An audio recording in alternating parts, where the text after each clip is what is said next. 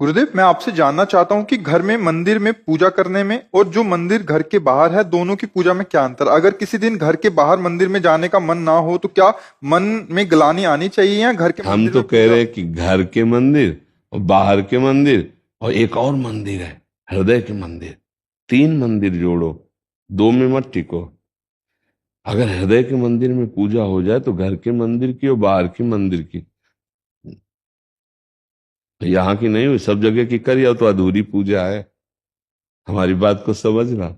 एक यहाँ भी मंदिर है, और इस मंदिर को जो भूला हुआ है, बाहर के कितने भी मंदिर पूजिए, आनंद तो यहाँ के मंदिर से होगा। और यहाँ के मंदिर से की पूजा हो गई ना, तो फिर सब जगह पूजा हो जाएगी। हमारी बात को समझ लें। और इस मंदिर का परिचय गुरु से ही मिलता है, इसके पट गुरु से ही खुलते हैं।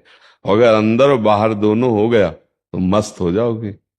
बाहर का हुआ अंदर का नहीं तो अधूरी, अंदर का हुआ बाहर का भी हुआ पूरी, और अंदर ही केवल हो जाए तो जरूरत नहीं है।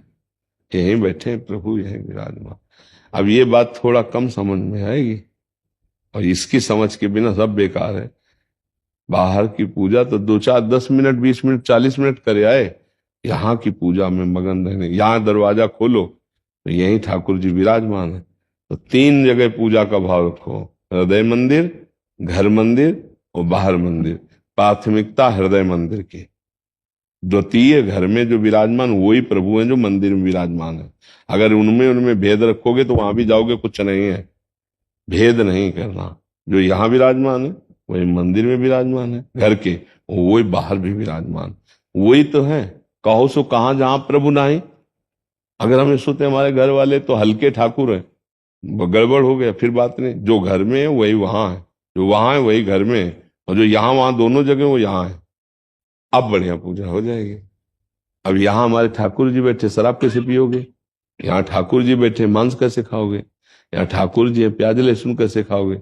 यहाँ ठाकुर जी है, बुरा कैसे सोचोगे? यहाँ ठाकुर जी बैठे हैं तो इस शरीर को गंदा कैसे, गंदे आचरण के। अभी बढ़िया संत बन जाओगे, पैंट शर्ट में संत हो जाओगे, क्योंकि हृदय में ठाकुर जी को देखते हो। और यहाँ ठाकुर जी को नहीं देखा, तुम बाहर तुम्हें बता दिया कि पूजा भगवान की, और आनंद लेने के लिए गंदे आचरण, गंदी बातें, विश्राम गंदी बातों में।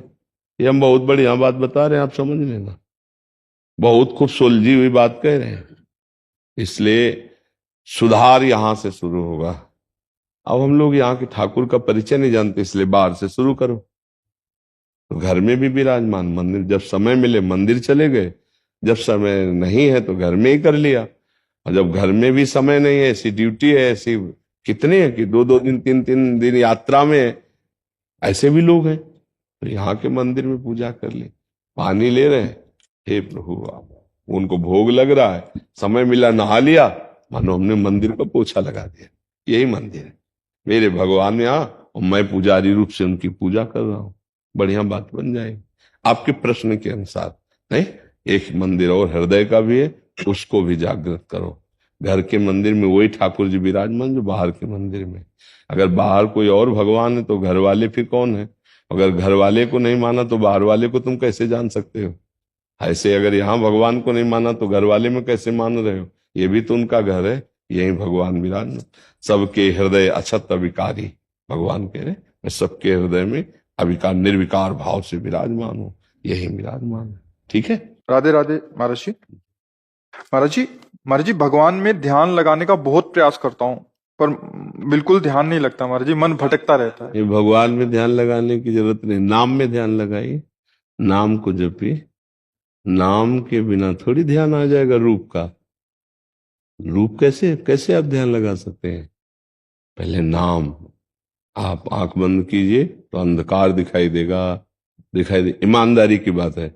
आंख बंद कीजिए तो आपको अंधकार दिखाई दे, उसी अंधकार में आप लिखो जो नाम प्रिय हो आपको। जैसे हम राधा, तो लिखो आप राधा। फिर भावना करो तेजमय कांति से, राधा राधा राधा। फिर इसी नाम का ध्यान करते हुए जप करते हो, फिर देखो इसी में जो रूप चाहोगे, जो चाहोगे वो प्रकाशित हो जाएगा।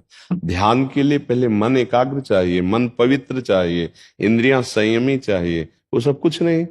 सामग्री नहीं तो कैसे आप कर पाओगे? नाम जप करो, पहले नाम जप करो और नाम का ध्यान करो। इसके लिए कोई मेहनत की जरूरत नहीं। आप देखो, लिखो, खुली आंख में लिखो राधा। अभी देखो राधा लिखा कि नहीं?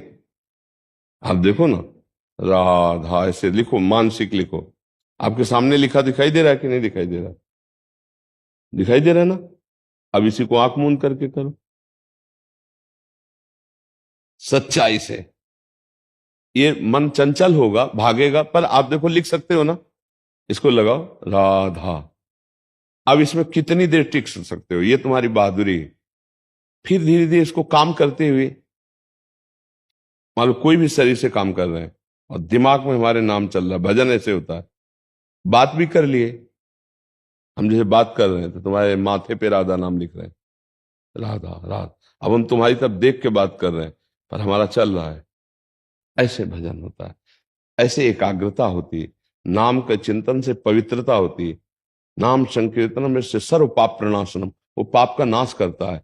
तब ध्यान में प्रवेश होता है। इसलिए पहले हम ककारे ही ना आवे तो हम पीएचडी की बात कैसे समझ पाएंगे? पहले हम शुरुआत करें, नाम जप करें। आहार शुद्धि, सत्व शुद्धि, अर्थात आहार शुद्धि तो आपकी बुद्धि शुद्धि।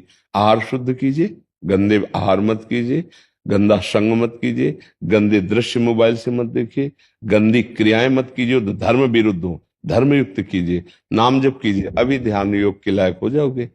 अर्थात ध्यान का तात्पर्य हमारी स्मृति, स्मृति परमात्मा स्वरूप हो जाए। हम उठते बैठते चलते फिरते अपने आराध्य देव के चिंतन में रहे, प्रभु के चिंतन में रहे। समझ पा रहे हैं? कहा कि दिवाली का पर्व है तो कुछ न कुछ लेन देन भेंट होती है ना। भाई कोई परिजन आए, उनके खवाया पियाया कुछ। तो हमारी प्रियता यही है कि तुम सुखी रहो, तुम स्वस्थ रहो, तुम मुस्कुराओ, तुम आनंदित हो। कैसे? अच्छे आचरणों से, भगवान नाम जप से। अगर बुरे आचरण करोगे, क्योंकि सबका न्यायाधीश श्री कृष्ण है, वो जब न्याय करता है तो वहां किसी गवाही की जरूरत नहीं रहती। और ये अधर्म तभी होता है जब हमारी बुद्धि खराब हो, और बुद्धि खराब तभी होती है जब ये 6 बातें होती। पक्का समझ लेना। शराब पीना, मांस खाना, परिस्त्री से या परपुरुष से व्यभिचार करना, और हिंसा करना, और चोरी करना, द्युत कीड़ा आदि चोरी करना। आपका पद, आपकी जो योग्यता, वो हमारे समाज के मंगल के लिए। आप नमक रोटी खाओ, भले आप कष्ट से जियो, लेकिन आप आंख झुकाने वाले नहीं बनो। आंख में आंख डाल के बात करने की क्षमता रहे। यदि आप प्रभु के अधीन हो, प्रभु के शरणागत हो, तो किसी भी देवी देवता की ताकत नहीं कि आपके विरुद्ध तनिक भी बर्ताव कर सके। देवी देवता की, ये भूत प्रेत पिशाच, ये तो बेचारे स्वयं कर्मों से मारे गए हैं। जो इस त्रिभुवन में शासन सत्ता पर विराजमान, उनकी हरि शरणागत को कोई देवी देवता, कोई उसको कष्ट दे सके, असंभव। किसी की सामर्थ्य नहीं, किसी की सामर्थ्य नहीं।